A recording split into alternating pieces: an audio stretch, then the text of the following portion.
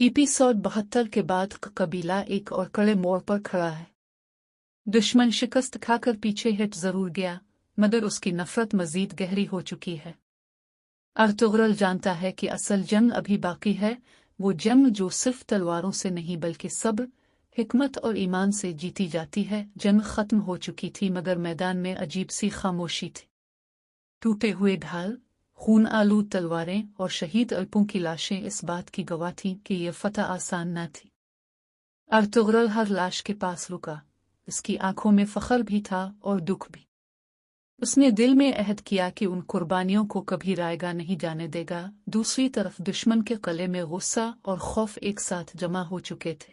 सलीबी सरदार ने ऐलान किया कि अब सीधी जंग नहीं होगी बल्कि कबीले को अंदर से तोड़ा जाएगा।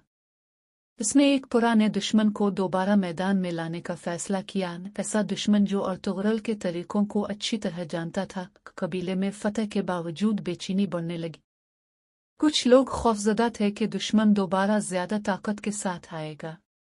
औरतें बच्चों के मुस्तकबिल के बारे में फिक्रमंद थीं।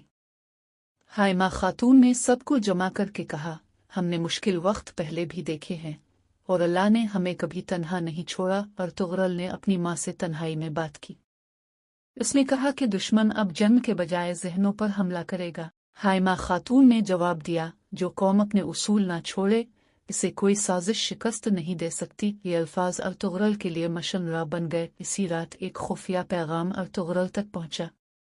इसमें लिखा था कि कबीले के करीब एक पुराना दोस्त दरअसल दुश्मन के साथ मिला हुआ है। यह खबर अर्तुगरुल के लिए सख्त आजमाइश थी, क्योंकि वो शख्स कभी इसके साथ कंधे से कंधा मिलाकर लड़ चुका था। अर्तुगरुल ने फैसला किया कि वो जल्दबाजी में कोई कदम नहीं उठाएगा। इसने इस शख्स पर नजर रखने का हुक्म दिया।